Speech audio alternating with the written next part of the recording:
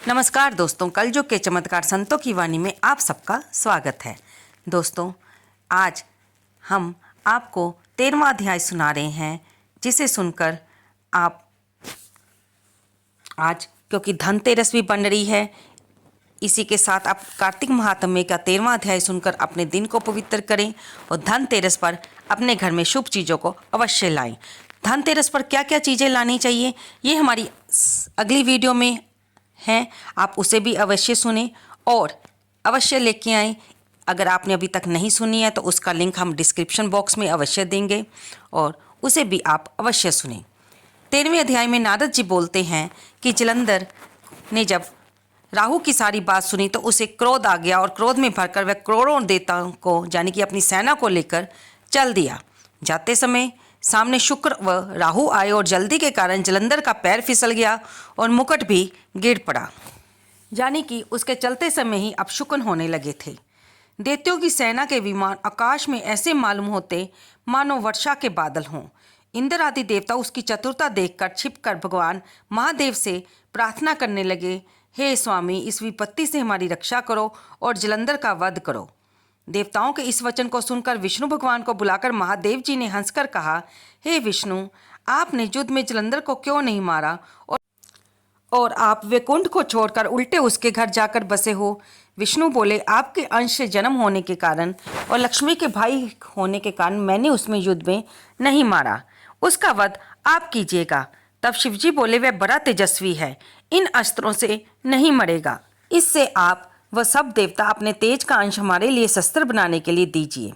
नारद जी बोले, तब सब ने विष्णु सहित देवताओं ने अपने अपने तेज दिए। उनके मिल जाने पर महादेव जी ने एक अपना भी तेज छोड़ा, जिससे एक अति भयंकर सुदर्शन नामक चक्र बनाया। शेष तेज से इंद्र का वज्र बनाया।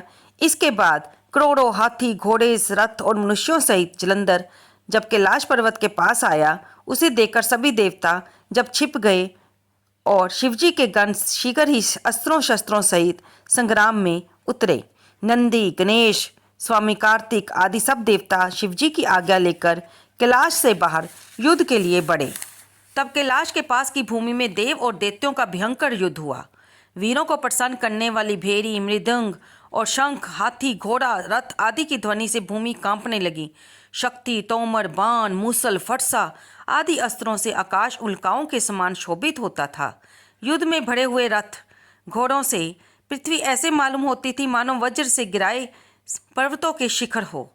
युद्ध में मरे हुए दैत्यों को मृत संजीवनी विद्या से शुक्राचार्य बार बार जीवित कर देते हैं। इसे देखकर शिवजी के गण बहुत व्याकुल हुए और भयभीत होकर शिवजी के पास जाकर शुक्राचार्य की क्रियाएं कही।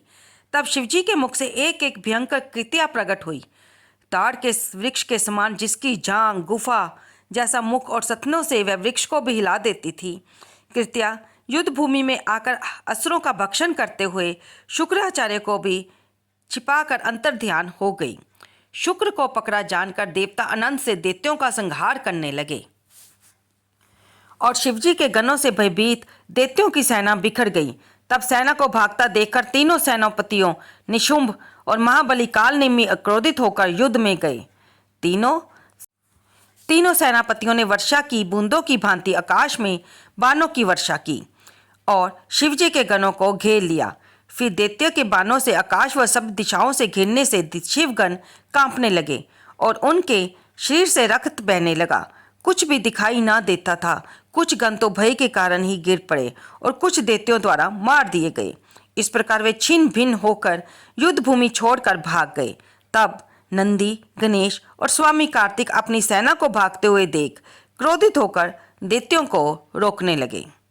तो दोस्तों, यहाँ पर हमारा कार्तिक महात्म्य 13वां अध्याय भी समाप्त होता है। 14वें अध्याय की चर्चा अगली वीडियो में होगी। इससे आगे की अध्याय में हम जानेंगे कि किस प्रकार दैत्यराज जलंधर की पत्नी वृंदा का अस्तित्व उसकी रक्षा कर रहा है और किस प्रकार भगवान को उसको मारने के लिए छल का सहारा लेना पड़ा। बने रहिए हमारे साथ हमारे चैनल पर।